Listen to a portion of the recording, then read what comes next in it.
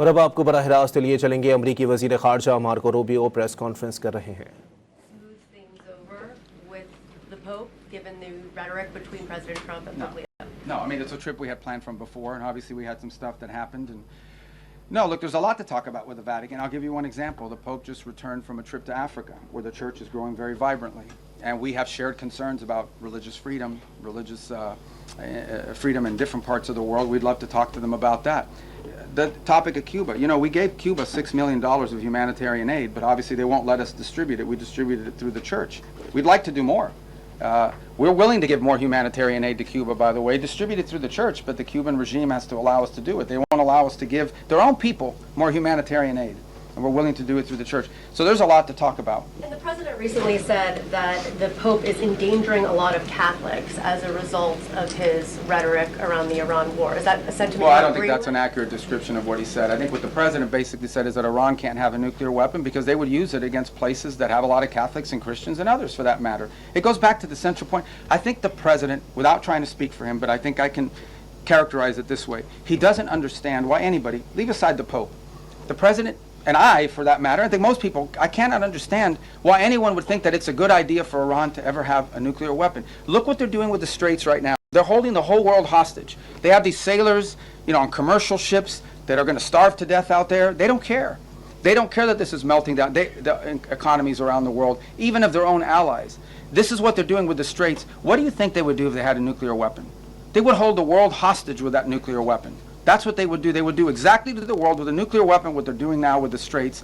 And I think the president's point is how anyone cannot see that as an unacceptable outcome and an unacceptable risk is beyond him. It's puzzling. And someone has to do something about it. The difference between this president and like the 6 presidents that preceded him were that he's the only one that's actually been willing to do something about it. Everyone says Iran can't have a nuclear weapon, but you got to do something about it at some point. And he's been willing to address that threat. And that's what he promised he would do when he got elected, by the way, is address threats like this. I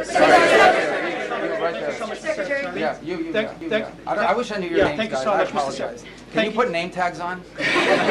Thank you so much, Mr. Okay. Secretary. Who are you with? Who are you with? I'm with Rubio Media Network. Okay.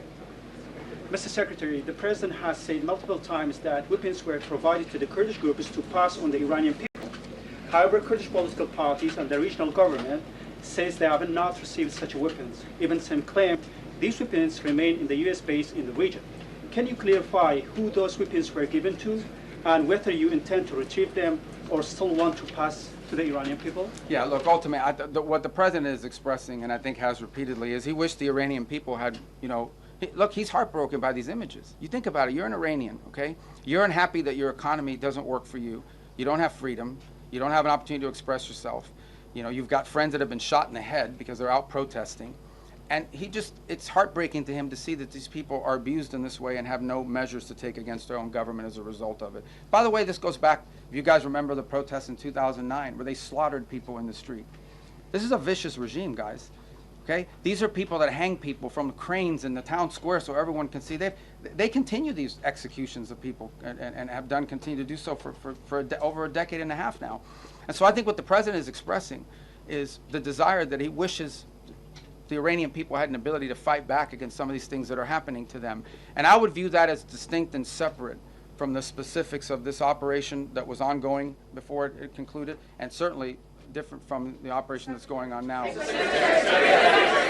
there in the... Regarding Colombia, Mr. Secretary... Right behind you, not Colombia, right there. Yes, ma'am. Mr. Secretary, thank you so much. On Lebanon, are Yes. we in a ceasefire or less fire? And the second question, do you think you would be able to achieve an agreement between Lebanon and Israel without risking a civil war in Lebanon? What are you doing to risk?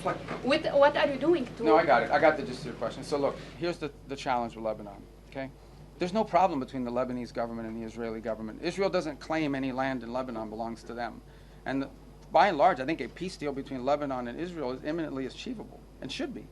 The problem with Israel and Lebanon is not Israel or Lebanon, it's Hezbollah. Hezbollah operates from inside of Lebanese territory. They terrorize and attack Israelis, but they also are inflicting tremendous damage on the Lebanese people. The reason why Lebanon gets attacked by Israel is because of Hezbollah, because Hezbollah is hiding in some house, launching rockets against Israelis, and then they get hit. So what you're seeing now is Israeli responses to either attacks or perceived threats. And this is not new. This has been going on for a very long time. What is our hope? Our hope is to engage the Lebanese and Israeli governments under our mediation at the table to achieve this. And that is having Lebanese armed forces and a Lebanese government, not just with a willingness, but with the capability to begin to challenge Hezbollah and disarm them. Because the Lebanese people are also victims of Hezbollah. And by the way, on the topic of Hezbollah in Lebanon, who is behind Hezbollah? Why do they exist? They're an agent of Iran. If you go through that Middle East and you identify every problem, Hamas, Hezbollah, to some extent the Houthis, obviously, and others, behind every one of these groups is Tehran. So apart from the nuclear weapons, apart from all these other things, these guys are behind all the bad actors. Hezbollah is a wing. It's an extension of Iranian desire to destabilize the region. So we're very committed to this process. It's not going to be easy. You're asking me a complex question. You know this has been going on for a very long time.